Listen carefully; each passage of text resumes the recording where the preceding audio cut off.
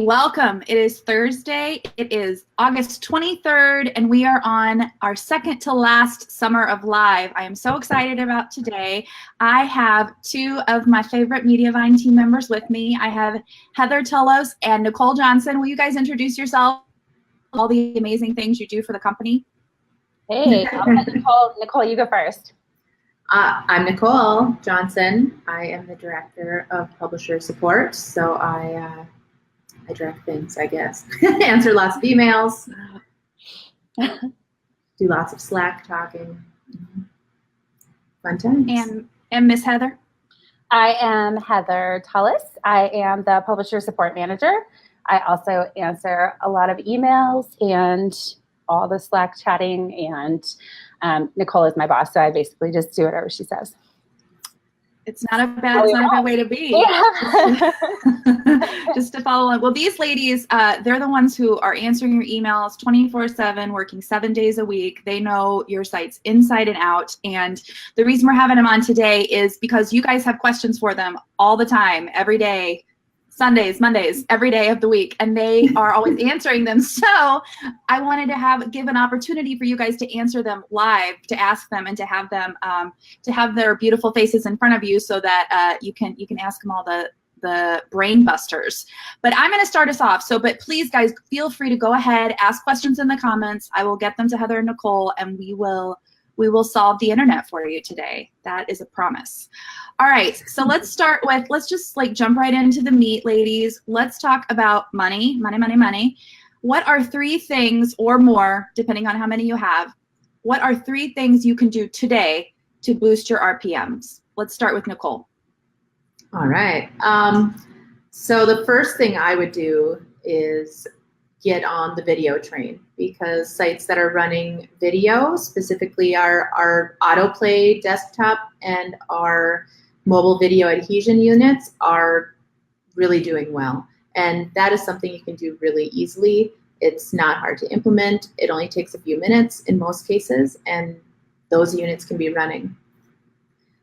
Heather, do you want to throw one in there? Yeah, so Site Health to Infinity. It is the best tool that we have to sort of get you started going in the right direction. If you are looking to make more, or you're not super sure if you're making as much as you could be, the best place to start is with your Mediavine dashboard and the site health checks, and then the little tutorials that we have that sort of help you figure out what goes where and how to use it. Yeah, so one more thing, Nicole. We needed 3. Oh, yeah.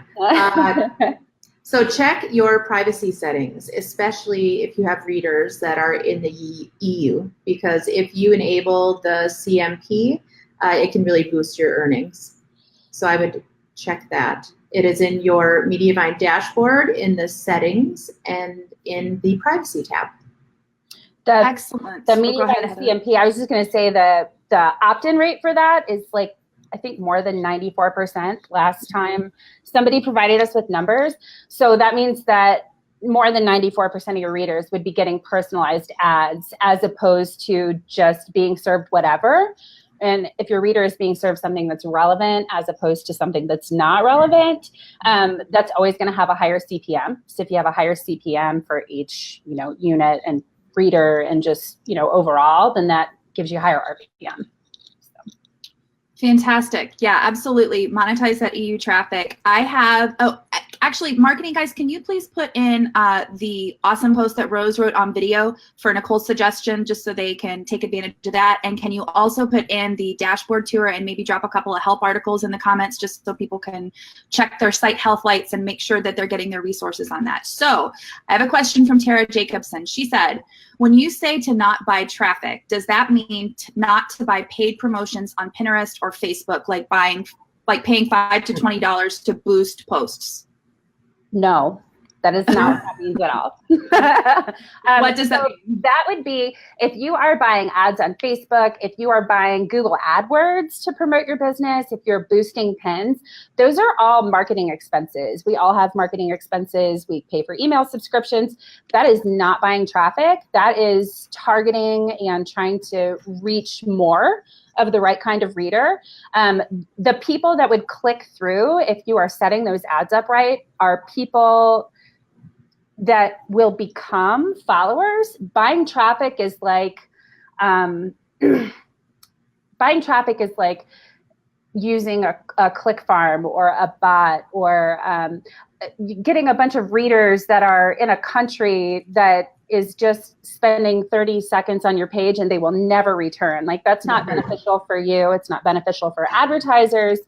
It doesn't help you at all. And it can also get you blacklisted in a hot minute. So a lot of these providers are also packaging these services as something that they're not. Like, they're not saying, you know, buy 10,000 hits a month from a click farm. They're saying, subscribe to our services and we'll increase your traffic. Yeah, sometimes they look really legit, and sometimes they have really pretty websites. So you kind of have to do your due diligence. And I would add to that really review your contracts when you are working with brands, because sometimes marketing firms that are trying to make themselves look more awesome than they actually are will buy traffic to a sponsored post that they have had you do. And that stands out like a sore thumb in your Google Analytics, and advertisers see that in real time and they know that it's a thing. So yeah, I would make sure that your contract language specifies that they can't do that, or that it doesn't say that they can do it. That would be something to look out for, because I've seen it happen more than once. Right. And so basically the moral of the story is, if it seems too easy, it probably is. It's just a pretty good, safe way to settle. Marketing to your readers is 100% acceptable. You should totally have a budget to, you know, and then figure out the best ways to spend it. But it's probably not like, get 1 million hits for $100. Right. Right.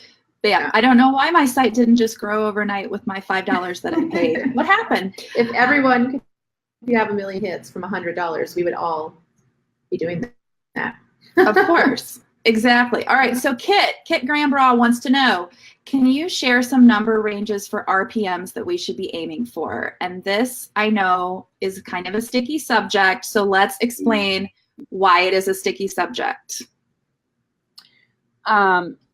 So I'll start, and then I'll let Nicole add all of her knowledge on top of it. So I would say that RPM, first of all, it's going to vary from site to site, day to day, week to week. You should really be measuring yourself against yourself instead of yourself against other people. So RPM is going to be like a really useful tool if you are looking at this July versus last July. Did your traffic grow by 100%? How much did your RPM grow? You know, there's not an optimal number to hit. Obviously, like internally here, we sort of can glance at your dashboard and your content and your countries of origin and all sorts of other factors about your traffic, and know if you're in the right range for you and if there's more things that we should be looking at to help you. But it's really hard to know all the nuances, that even if you and your friend are using the same theme and the same size font, and you have very similar content, and you think that you have exactly the same settings, there's always going to be variables that are super different, because you all have different audiences. Otherwise, none of us would be able to have our own businesses. You know, sometimes they collide, but you definitely have like your own readers, and that audience is unique, and they all monetize in different ways. So what would you add to that? Not a lot. I would just reiterate, like, compare and compete with yourself. Like, focus on your site and your content and making sure that your performance is the best that it can possibly be. And if you're curious as to what our opinion is, if you have some room to grow in the RPM range, just send us an email at publishers@mediavine.com, and we're always happy to take a look at things and do like a site optimization type of audit, where we'll give you like our recommendations for ways you could increase your revenue. We do those a lot, so we're happy to. It's also not one and done. So you can kind of like know that you're doing awesome in April, and then you get to May and you're like, well, wait a minute. And that has to do with all kinds of different factors that we can use your dashboard tools to diagnose. So yeah. So yes, Lisa Sharp, we can ask the publisher support department to check to see if they are on track for RPM. They'll do a personal dive. And then also, as you guys were saying, to compare for yourself, Courtney Odell and Amy Sugarman on a live a couple of weeks ago shared some really amazing tips on how they track their own and test on their own site. So we encourage you to watch that. It'll be on our YouTube, and make sure you watch that to see how they have personally found a way to track their own RPMs and compare to themselves, as opposed to trying to go in a Facebook group and compare to every Sally in June. Okay, so guys, these are great. Let's try this. So let's say I'm a new Mediavine publisher. I've just come on board. What are a couple of things that you would recommend I do immediately, like as soon as my ads get turned on? First thing you should do is make sure that you're a member of our Facebook group, because there's a lot of great resources in there and a lot of people connecting with each other and getting tips from each other, and it's a great group to be in. So I would make sure to join that. I'd also read the Mediavine blog. Like, there's so much information there that applies to everyone. I would all the way subscribe to the RSS feed and follow that blog. Heather, do you have anything you want to add? Yes. For new publishers that are just starting, I would say don't be scared to play around with your dashboard. Push buttons, change the date ranges, click through all the tabs, just sort of get yourself oriented. We have a ton of help articles like linked in the actual dashboard. So you'll see like site health check. What is this? Ads text. What is this? And that just sort of can help you learn, because if you are new to monetization, or if you are new to Mediavine from someplace else, where information is not always given as freely, sometimes the language can be a pretty steep, and those are some of the questions that we see in the actual Facebook group all the time. And I think sometimes people want to ask things and they're afraid to because they feel like they should know it already. And so we have all of those articles there for you, because a lot of people do not know it. I didn't know it before I worked here. And so we try to make sure everybody has resources to help get them on we want you to have all the information that you need to be able to earn. And that's the goal. And then also I would say, know that we are here to help you. Because sometimes I think that people hesitate to reach out because they think they're bugging us, or, they'll maybe ask a friend instead of emailing support. And our team is like, our literal entire job is just to help you. So please don't be afraid to reach out, for new publishers and for publishers that have been with us for a long time. Very excellent advice. They are always there 7 days a week, and they are there to help you. So Betsy said, 3 of my favorite people ever. Hello, Betsy. We love you too. Hey. We're getting lots of thumbs up. Kim Mayo says cheers. Hi, guys. Rose, one of our publisher support team members, is saying she's agreeing with you. So you've met Rose's approval. Good job. Yes, way to go. Okay. So let's talk about site speed and ads, and how Mediavine ads contribute to the speed of the site, negatively or positively, and why we're different. Do you want to start, or do you want me to? Go ahead. Okay, so ads are going to be slow. Ads are slow no matter what. They're resource heavy, and they just are. But unless you can just afford to be self-sustainable, like we're all here because we run ads. So Mediavine handles ads in the way that they are loaded in a way that Google recommends. I think they actually linked to us in one of their internal help articles about how to load third-party JavaScript. So our ad tech is really, really centered on speed. We know that ads are slow going in, so we do everything we can on this end to mitigate that effect. before it's ever an issue. We have a ton of internal tools that can help you like test your site and see what other things that you're running that might, you know, potentially be slowing things down for you. But the way that we lazy load ad means that you're only ever loading 2 ads on site load. Sometimes it's 3 if you choose to run a leaderboard. You'll get like, if you're on desktop, you'll get that first sidebar ad. You might get your first, not first in content ad. It would be the first sidebar ad, the adhesion unit, and if you're running a leaderboard ad, that will load with your site. But anything else below that will not load until your reader gets near it. It's not there. So it's not resource heavy. What would you add to that, Nicole? I would not add anything to that.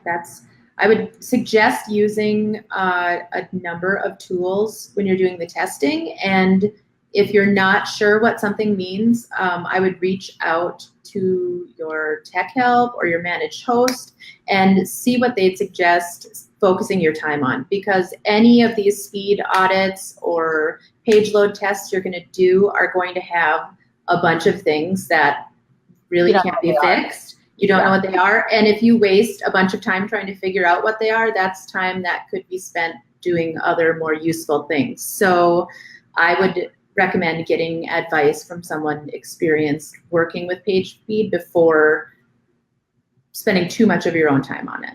I will also say that if you have tech help that is, you know, proficient in assisting with site speed, before they even know what kind of ads you're running and before they run any tests, they're always just going to assume that the cause is ads, because a lot of them, they don't work in advertising. They don't specialize in ad tech. And it might not be the first thing that they look for. I don't know of anybody else that lazy loads ads. Mm-hmm. So when you reach out and you say, hey, my site's slow, and they look at your site and they see you're running ads, they are going to say it's ads, right? Mm-hmm. And then using the tools and figuring out like where your scores are and what sorts of things need to be fixed, I think is the most important piece of that puzzle. Yeah. So I'm going to follow up with that with a question of my own. So if people are running those GPSI and testing their site speed, what would you guys say? Because both of you are publishers yourselves with your own sites. Will you guys state your sites real quick? My website is sugardishme.com. I'm at orwhateveryoudo.com. Awesome. Both great food porn that I enjoy on a regular basis. So when you do your own site speed audits, what are some of the easier things that you found yourself doing to improve the speed on your own sites? The very first thing I tell everybody is Gravatar. Just turn it off. Okay. That's in your WordPress backend in the discussion settings. You just disable the avatars in the comments and your GPSI scores will go up, and thank you for it. And they're really not necessary. It's like a tiny picture. You can't tell who's in it anyway. So it's a tiny picture, a little image, and those images are not compressed, so like not optimized at all. So if you especially have a post with a lot of comments, when you run a page speed insight test, or like if you do something like webpagetest.org, you'll see like 400 lines of just Gravatar. Mm-hmm. And if you turn it off and clear your cache, then that goes away. So that would be the first thing I would look for. And then the second thing is optimize your images. Mm-hmm. That's something most people can do on their own and can have a huge impact on your site speed. We recommend Short Pixel. Share Nicole's blog post about optimizing your images with Short Pixel, please. It's a fabulous blog post and it really helps get that done for yourself. There are several tools that will do the trick, but Short Pixel was the one that I found the most user-friendly and did the necessary things to satisfy the Google. So I like that one. We had a question. Can we just reiterate the thing you guys said about Gravatar and where to find it in your WordPress dashboard? Yes. So in your WordPress admin, it's in the settings and then discussion settings. I remember. And then you scroll down and there's like a little box that says avatar. Mm-hmm. And then you just uncheck it and save. I'm going to put a screenshot in the chat room. Perfect. Thank you. Okay, so while that is happening, Lindsay Jones says, I am switching everything over to blocks with Gutenberg, which she says she absolutely, and she must really love it because there's like a lot of letters. It says lovely. She loves it. And does she need to do anything with Mediavine now that she's made that switch to Gutenberg? So far, I don't think so. I have not actually spent any time playing around with that on my own site at all. But I don't think that she needs to. I mean, if you're changing your theme, or something that would like change your CSS selectors that are affecting your ad placements, then you will definitely want to reach out. But I don't think that switching and updating to Gutenberg is affecting your ad placements. But anytime you make a major change like that, check your ads after you do it. Don't just assume that everything's fine. So make sure everything looks okay.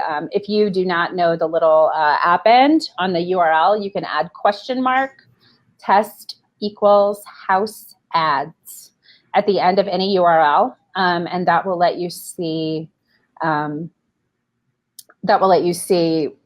It forces ads to appear in all the available spaces according to the settings that you have.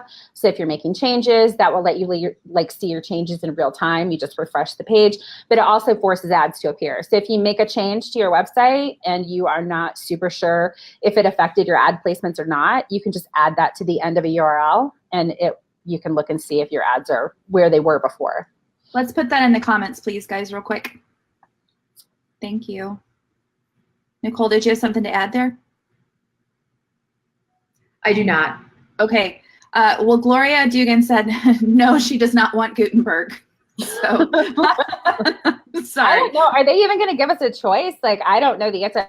I have literally just ignored the hell out of Gutenberg. I have just put on my blinders and put it out of my brain. Lindsay, I'm so glad you love it. I might email you and have you teach me what to do with it. Because until someone makes me, I will probably not change and not have to learn anything. That's how I roll. I'm with you, Gloria. Stay strong, Gloria. Fight the Gutenberg power. We have a question here that says, what is auto optimize and how do I set it up? Uh-oh. You should email your managed host and have them set it up for you, because it is a wonderful tool, but it can break all of your things. So if you don't know what it is or how to run it or what all the things mean and all the settings mean, I would recommend not running it. I would have someone else set that up for you. If you are looking for where to budget your blog resources, spend it on letting someone that knows how to set up auto-optimize set it up for you. Because they'll know to do things like exclude the Mediavine script, so you're not minifying things that will affect your earnings, and they'll do all the stuff. What is auto-optimize, please? I'm going to let Nicole answer that. She's way more technically proficient. It is a plugin that allows you to combine your JavaScript and minify things, and something like that. I'm not that technical. No, that's why I didn't set it up myself. No, it speeds up your site and fixes your CSS and corrects a bunch of that stuff. Excellent. Okay, so the moral of the story is don't do it by yourself. All right. Don't do it. What does Mediavine look for in new sites? I will take that one. It's never one thing. So if we get a new application from a site, the very first thing we do is open that up and open up the corresponding PDF. And then we are looking at all the pieces of your traffic that we know that the partners are also going to evaluate. So that is everything from your top posts and where your traffic's going. As bloggers, we tend to view our own sites super differently than a user will. So we see our homepage and what we wrote yesterday or last week, and we don't tend to really, really think about where the traffic is actually going and how people are actually using our sites. So we look at that. If you have all of your traffic going to one post on your site and it is one picture that's like a printable PDF and there's no corresponding text, that's not going to monetize well. So we look at that for our advertisers. We look at, is the site set up well for the sorts of ad placements that are going to give you viewability? Is it something that we think we could work with a publisher on after they go live? What else? Countries of origin, time on site. And that's not necessarily to say that time on site needs to be super long or bounce rate needs to be like a certain range. It needs to make sense relevant to the kind of website you have and where your traffic is coming from. If you have a ton of Pinterest traffic, your bounce rate is going to be really high because people come in and they make sure that they're on the right page and then they go away. And then they might come back later and spend 10 minutes, you know, reading or printing or doing. But, you know, we like to make sure all the details make sense. What else would you add there, Nicole? Did you touch on original content at all? Yes, original content. That's a big thing. Advertisers really want to run on original content. So make sure that you're producing unique posts that are super informational and helpful to the world at large, or your little section of it anyway. Does that exclude roundup posts, or is that still a class? Like, what is that? Tell me how that factors in. There has to be a good balance. So if we get an application from a site that has no original content, partners are not going to approve that, right? Because otherwise we could all just run around and take all the pictures from the internet and put them into a post and add a link and you know, have a website and make all the money. But that's not what they're looking for because it doesn't really help them target readers either. It doesn't give you keywords and all kinds of things that advertisers use to buy. And so there's a whole set of rules and reasons for why original content is super important. But honestly, just if you take ads out of the equation, how useful is your website if you're not presenting anything new with it? Yeah. Some roundups are okay. Like, they're not a bad thing. I enjoy them. I think readers enjoy them.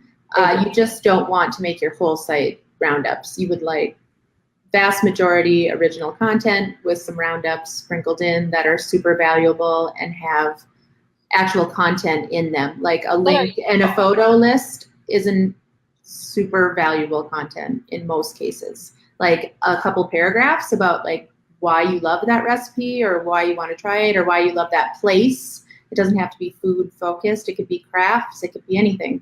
But your thoughts on why the content you're recommending is so awesome make the post way better than just a link and a picture. That takes it from you know, not original to original really fast. So Lindsay told us that she is more than happy to help anyone with Gutenberg. She says she absolutely loves it. It has so much functionality. So track down Lindsay in the Facebook group for Mediavine. Lisa Sharp said she uses the Auto Optimize plugin. She did it herself following a Mediavine blog post, and it seems to have gone okay. We just shared that blog post in the comments. Gabriella says, hello, everyone. She just joined now. Hello, Gabriella. Hey. Howdy.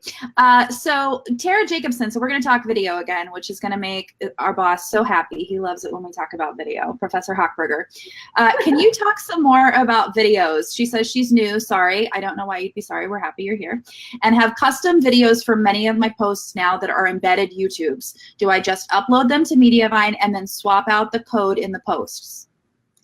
Yes, and you're also going to want to visit your Mediavine dashboard in the settings area and in the videos tab. And you're going to want to enable some more ad units there because we have great autoplay features that make lots of money that is going to help you make the best use of those videos. Like, they're super valuable in your content embedded, but they won't get as many impressions if you aren't autoplaying those. So we have 3 different autoplay features. I'll talk a little bit about those. The first one is an auto upgrade sticky video player. It runs on desktop and it takes any manually embedded Mediavine videos that are in your post and it promotes those to the top of your content. And as long as the top of your content is within the first screen view, so the initial view when you load your page, that video will autoplay. And then when the user scrolls down a little bit and the video goes off the viewable screen, it's going to stick to the bottom, usually right of the screen. There's options to customize that. So it's really great for user experience, and it lets you get your videos out there for people as well.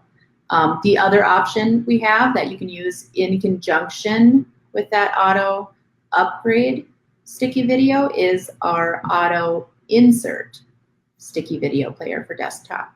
And that will take whatever you've set in your Mediavine dashboard as your featured video, and it's going to automatically insert that into any of your blog posts that do not already have a video manually embedded. So if you haven't swapped out a YouTube embed, or if that post just does not have video content for it, it will allow you to still monetize that post with video ads, which have super high CPMs in comparison with regular display ads.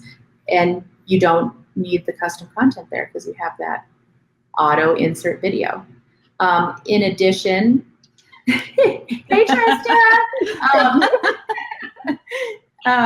Hey girl, hey! The other one that you'll definitely want to turn on is the mobile video adhesion unit.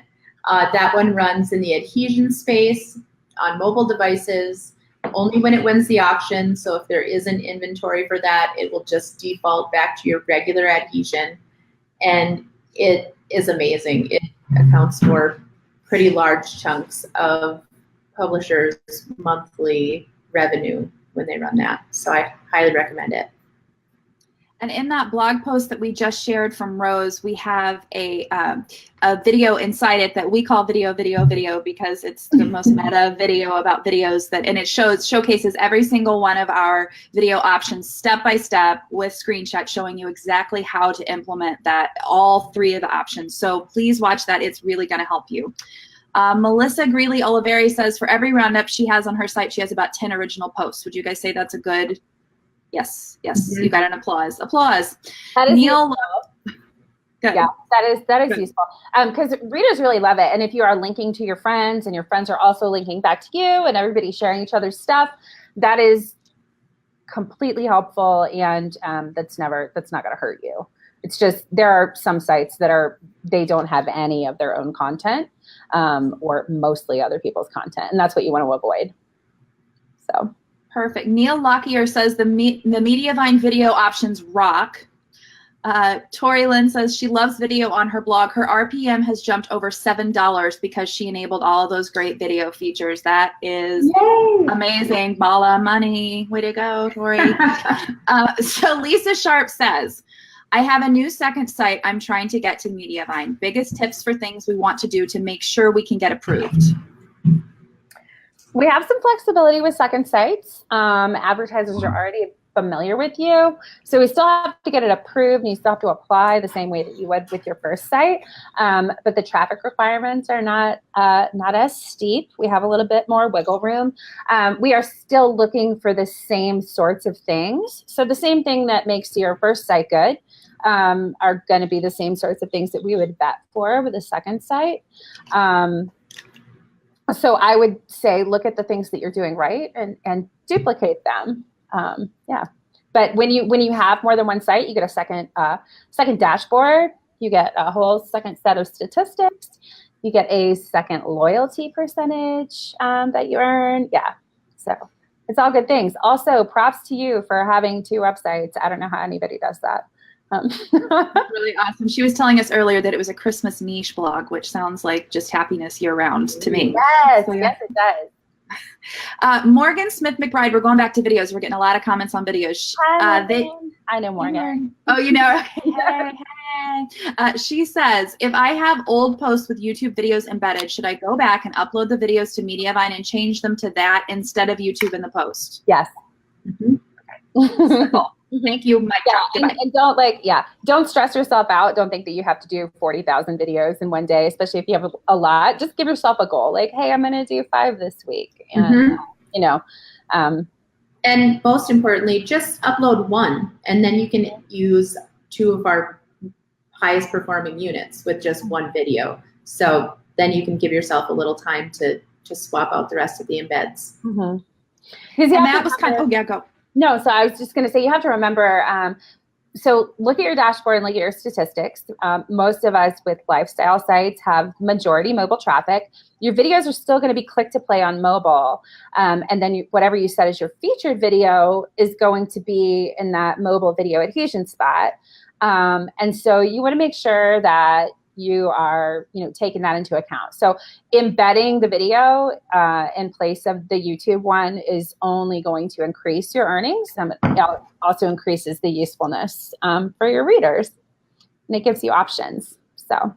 And when you said, Nicole, just upload the one, if someone doesn't have a video, that's something we're encouraging people to do. There are easy ways to get video that do not involve hiring a whole crew and spending millions and millions of dollars to do that. Can you talk a little bit about ways to get so they can optimize and get that revenue without spending a ton of money out of pocket?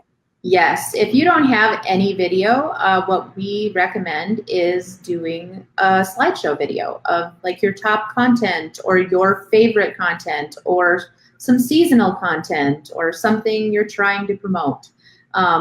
There's a lot of different tools you can use to kind of snip those together. If you do not have one that you use, you can also have us do it. We can make a video for you if you fill out the form that they can post in the comments. And we can put together one of those slideshow videos for you to use in those auto insert and mobile video adhesion spots. Featured video is a great place for those slideshow because it will be, the thing that shows everywhere. I know Amy and Courtney had really awesome tools about how to switch those out and sort of like play with boosting earnings and what works for them. And then I've seen other people that have really, really wonderful sort of like welcome videos that they had put together for their site. Yes. That's sort of like about me, because another thing that you can learn from looking at your analytics is how many new users do you have on your site. So how many new users do you have versus returning users? And again, if you have a lot of Pinterest traffic, you probably have a lot of new users. So it's kind of in that featured video place, like a welcome to my website. Hello, this is who I am, is a great way to earn money and also maybe get a subscriber because now they've seen your content and they know that you're a real person and they will like you. You can kind of think of that spot as a little bit of a house ad. Like you're promoting yourself or your book or your product or your posts in one of the most prominent advertising spots on your site, and you're also making money from it because there's a pre-roll video running ahead of it. So it's a really good option. So we got a ton of questions in here, video, and I'm going to just run through them. So Amy Geyer-Pelsner says, I put videos in certain spots of my DIY posts when I'm talking about whatever the video is. Would it be beneficial to do the auto upgrade? Would they have to scroll back up to see the large video, or is it better to just leave embedded lower in the post? She said, if that makes sense. Does that make sense to you guys? Yes. How many mobile readers do you have versus how many desktop readers? Because we all see our sites on desktop, but probably your readers are clicking to play it in the video. So I would make sure that you have embedded it in a place that is the most useful for your reader. And then also you are choosing that auto upgrade option so that it does, because then some readers don't realize you have a video. If they're coming from Pinterest, they do not scroll that far. And if it's right the first thing, and then they scroll and they start to read your content, even if they have to scroll back up to watch it in its entirety on a desktop, they know it's there. They didn't have to get down lower to get to it.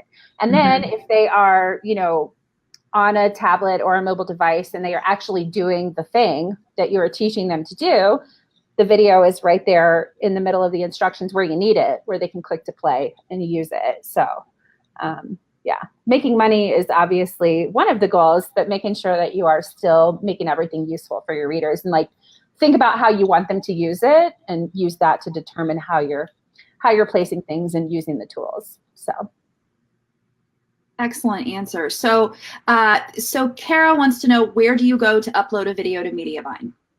In your settings, that's in your dashboard. In the upper right on the top of the screen, there's that menu. There's a settings button there. Click that. Oh, I'm sorry. Nope, that's to the settings. It's the video link in the menu bar. That's video where you link in upload the them. menu bar. Got it.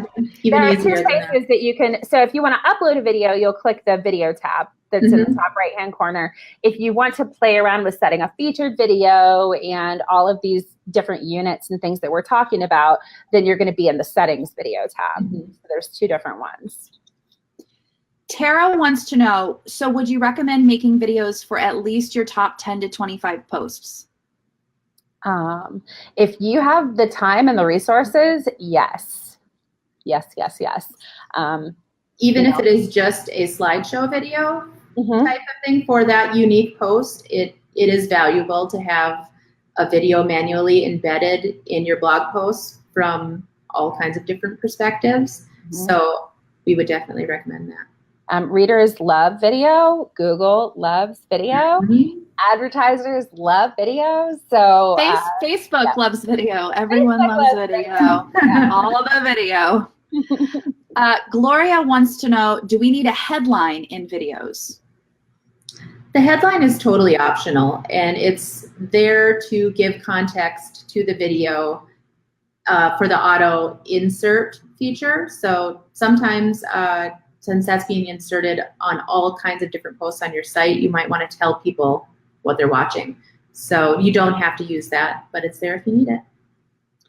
There he is. I knew that he'd come if we talked about video enough. Professor Hochberger has shown up and approves and says yes to all of our comments about video. Sonal says, if someone is not savvy about technical part like me, would the Mediavine team help put that video in place, like the sticky video? Absolutely. Yes. You could just email. And if you really, honestly, we can change your settings for you. Most of the time, we will first give you instructions to do it yourself because we don't want to like overstep our boundaries and make a change that you didn't want. But if you want us to make those changes for you, we are more than happy to do so. Really, just let us know. We even have some people that like don't have excellent Wi-Fi, and sometimes like if they're traveling, they'll be like, please, can you just help me upload this? We can do that for you. It is not outside of the scope of things that we are happy to do. The only thing they can't do is like dog sit for you. So if you need them to upload a video, they'll happily do that. They're fabulous. Gabrielle, Heather would, if she's in proximity, she would 100% dog sit for you. Nicole could probably babysit for you. They're experts in their own fields. No, I do not babysit. Okay, getting off video a little bit. Gabriella wants to know, do we allow sites that are not in English or blogs that have traffic coming from Europe and not necessarily from the US?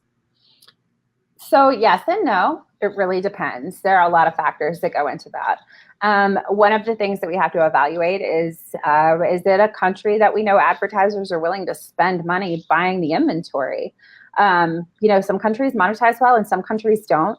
And it really just has to do with the economy and where advertisers are trying to reach your readers. So if you are, traveling in the Philippines and Googling things and you're finding useful websites, you might have an advertiser that's trying to show you where a local restaurant is or a hotel or something, but you're not going to have, nobody's going to try to sell you macaroni and cheese or a car or, tell you about your local grocery store or any of the other things that you would see that are like relevant to your day-to-day life because they're not trying to reach the readers that are there.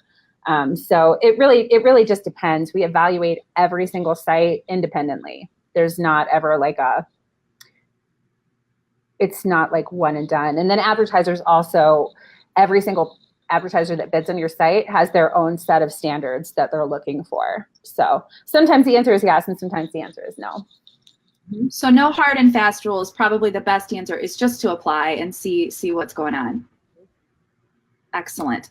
Tara Jacobson says she makes how-to videos, not a bother, and she's trying to grow her YouTube channel as well, so she will upload them there too and get double bang for her bucks. And make sure to upload your YouTube channel ID into your video settings because that will add a follow link at the end of all of your Mediavine videos. So you can use your Mediavine videos to make money and also contribute to your channel growth. Yeah, it'll give your users the option to subscribe if they like your video and they want to see more. So you can kind of, come at it from both angles. So let us move a little bit away from our video, even though it is the year of video. We've talked about it a lot. Let's talk about the Mediavine dashboard and what makes it unique. What are your favorite features, and how can people best use it to really maximize their revenue? Nicole. There's lots of unique things about our dashboard. The one I think that is the most useful for a publisher at any level, new, old, seasoned, beginner, expert, whatever, is our site health checks, because those make it really fast and really easy without any math or any like knowledge about how ads work. Really, it gives you a place to focus that maybe you have some room for improvement in. Like if you're not all teal yet, which many people are not, but if you're striving for those teal stars in your dashboard, this is giving you concrete ways to make that happen. And if you have any questions, if you're not sure, like if you look and you just don't know how to make your sidebar better, you can email us and we're happy to make suggestions and help you guys figure that out. Heather, same question. So I really like, like I said earlier, really just learning how to play around with it and what all the different things are. It's for me, it's the best tool to understand how you're earning money and how to make more of it. So the table that breaks down the different ad units that you're serving and the fill rate, you can see your viewability. Those stats come straight from the ad server. So you just get the information. You can see how many impressions you have for each unit. You can kind of, once you learn a little bit more about what those numbers are and what they're looking for, you can see your average CPMs. If you look at your video CPMs, you'll be super happy. And then on the settings tab, I really, really love that you can see changes in real time. So if you want to play around with your frequencies and your settings and you want to, make sure that all of your adhesion units are turned on, you can just check the box, save it, and refresh the screen. And then you can use that little test equals house ads tool to see the result. So that's one of my favorites.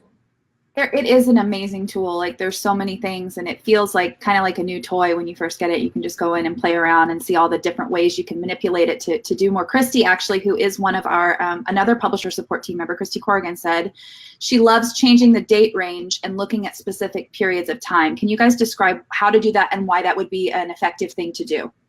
So for me personally, like when I log into my dashboard in the money, when I log into my dashboard in the morning and I look at things, I get out of my site health and I make sure that all my little lights are where I want them to be. And then I actually look at the last 3 days to yesterday. So if you're in your dashboard and you go to the advanced reporting section, anything that's below that line will be affected by the date range. So you can just change it. You can look at, yesterday, and then I like to scroll down and see which posts were popular, where my traffic is, see that those are optimized, and, that's sort of like my daily practice, is to make sure everything is as it should be. It's very simple. So Terry Stevens said, and we're going to go back to the dashboard, but I want to take her question because we're starting to kind of run down a little bit. She says, at what point of receiving complaints about the number of ads on your site do you start taking those complaints seriously? And this, you guys, I'd love for you to answer this both as a Mediavine team member and then as publishers yourselves. Mm-hmm. So for me, I take all of my reader emails seriously, but I also put them in context. Like, there is a certain percentage of people that are just never going to tolerate any level of ads, and they also can be the most vocal. So you have to look at the numbers. Like, if you're getting one email a week from someone that is like, I am not a fan of your ads, even if you assume that there's 10 or 20 more people that thought the same thing but didn't email you, that's still statistically like probably less than 1%, less than 0.5% in many cases of your overall readers that are having any issues. Like, we also have great tools that we can look at for you for Pub Nation. Like sometimes readers report ads, and if you're wondering if your site is getting a lot of reports, we can take a look at that for you. But the data is that our sites do not receive a lot of ad reports because I have never had one reader complain about ads in my site as long as I have been with Mediavine. Not even one. I have and like I two, and one of them had malware. So like, I mean, for my small contingent of readers that aren't fans of ads, like I'd be happy to offer them a subscription where I send them an email with all of my content. Like no one's ever taken me up on that, but like mostly they're just, you know, I've walked like a grandma through installing an ad blocker on her site before when she just couldn't wrap her head around it, because I'd rather have her happy than complaining, and she's a nice lady. But like overall, I haven't seen a site with Mediavine that has any issues really with frequency of reporting or complaints. And typically when we look at this, it's like such a small percentage of readers. 1 or 2 impressions out of hundreds of thousands. Yeah. If that gives you any idea. Yeah. So. But if you are feeling like you don't want to run as many ads, Mediavine offers you access to settings in your dashboard at levels that no one else offers you. You have all of the tools you need to decide where the line is for you and your site. Like some people, they care more about monetizing and they're willing to accept more people being slightly unhappy with that than others. Like it's very personal. And as a business owner, we want you to be able to decide that. Go into your settings and experiment a little bit. Like if you want to turn down frequency, you have access to that right there. And you can decide whether it's to your revenue is worth it to increase the user experience. We're on the court to sort of like help you look at those settings and look at the math, the decisions that you're making. You know, because like the balance is different for everybody's site. My site and Nicole's site is different than Rose's site, and what our readers are also different. So if you need help with what those changes that you're testing out are total earnings, that's also what we are here for, to help you with. We want to help you find the right thing for your site and your readers. Help them help you. For those who might remember a film called Jerry Maguire. So I dated myself. So Sonal Gupta said, what do you do when you do a paid post with a brand and they don't want any ad on that particular post? We don't have to answer that because the amazing Mediavine community, they're answering each other in the comments. So got it again, just another way to circle back and join the Facebook group, because there's so much, not just more access to the team members, but access to each other and people that have experience, and you can crowdsource all of those questions. We have really good page level tools, but I will say that one thing that I love about the Disable Ads tool is that you can set a date for it to expire. Because when you're removing ads from a post to meet a brand's expectations, they did not buy the rights to have exclusivity to that post for the eternity of your website.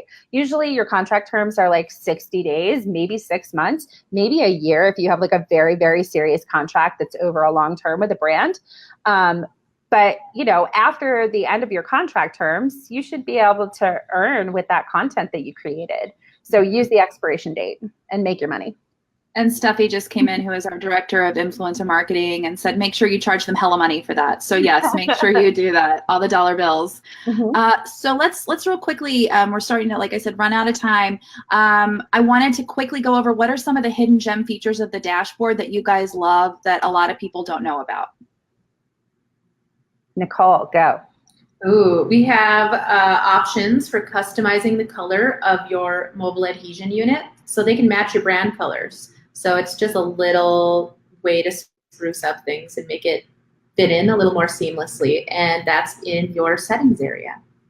They also just recently added the ability to adjust the color on your CMP. So in your privacy settings, when you set up the Mediavine CMP, you can change the color of that to match the colors in your theme so that it looks like not a thing that your ad provider set up for you, but that you set up for yourself. It makes everything look the same. White labeling your CMP. Very nice. Very nice. Yeah. Okay, so let's quickly, we've got a few more minutes. I want to talk about site health. What happens when people, and we see this all the time in the Facebook group, you guys get emails on it every day. What happens when they hit red or yellow? How do they get to green and then teal? It depends on what the cause of it is. Like if there's a super steep drop from teal or green down to red, that's usually a signal that something is amiss. So something is terribly wrong. Yeah. So for any major shifts like that, if you're seeing like a serious downward trend, that site health check looks at the last 3 days of data. So something that happens today will just start to be reflected over the next several days, and you won't see the full effects for 3 days. So the faster you can course correct, like if you changed your sidebar and we were using a widget in your sidebar to help tell one of our sidebar ads where to put themselves, if you remove that widget, then that sidebar ad doesn't know where to go, so it disappears. So all of a sudden, your sticky sidebar health check is going to start going woo until it just goes away because it's not getting the data it needs to calculate that figure because the ad was missing. So like the faster we find that, the faster we can fix it, and we can help you be on the other direction. CMP is a content management platform, Tara. Yes, Tara was asking that. It's the little pop-up thing that is consent management for consent management platform. Sorry. It's the little thing that pops up. It's geo-targeted, so it will only show for your EU readers. It's what helps make your ads GDPR compliant. It's our solution. So it's not one that you have to use, but it's an awesome one, and you should use it. Yeah, you definitely should. We're potentially working on a blog post about that, and the numbers are overwhelmingly in favor of using our CMP. Please do that. You will be very happy with the results. All right. So it what? It also looks very nice. It looks good. It's pretty. It's a pretty thing. Okay, so if there is one word of advice you can give to any of the Mediavine publishers that are out there, go ahead and think about that. I will come back to you in a second. That'll be our sign off. Guys, thank you so much for joining us today. We only have one more summer of live. It is next week. Yes, it is breaking my heart. We are with Amy Northard. She is a CPA. She runs finance for creatives, meaning she specializes in working with bloggers on their personal finances and their business expenses. So we're going to have all the questions and be there to work with you on that. And then after the summer of live, we're going to transition into our new broadcasting schedule, which is called Teal Talk. And I'm going to talk a little bit more about that next week, but we're really excited. We're going to keep the guests coming to you, keep the education coming, and we are super excited. Just because summer is ending does not mean the awesome is ending. So don't worry about that. All right. Heather and Nicole, thank you so much for coming. I'm going to have you guys each sign off with a special tip. Let's start with Nicole, please. My tip is just to keep posting. Like, don't let all of the other things about blogging get in the way of continuing to create and publish new content, because that is probably the most important thing you can do to continue to grow. I love that. That was a good tip, Nicole. In that same line of thinking, I would say filter out the noise. I have been very strategic as a blogger about which groups I participate in and who's in my little tribe of people. And if you have people that are supporting you and you are all lifting each other up, that's always going to be better than going down a negative. It's super easy in this line of work to compare and contrast and just feel like blah. And I would say turn all of those things off and just do the thing that you love doing and that you're obviously good at, or you wouldn't be here. That was a good one. That's you guys are good. Look at y'all. That's perfect. Well, thank you guys so much. No, everyone is panicking about the Summer of Live ending. We'll have more stuff. That's what I'm saying. It's okay. There's more stuff. We'll have more. a big, huge thank you and a big, huge heart to my guests, Heather and Nicole. I love having you guys on. Thank you for being here. Aw, love. And guys, you have a wonderful weekend. We're getting ready for Labor Day weekend next week. Have a great rest of your week. Bye, you guys. Thank you. Bye.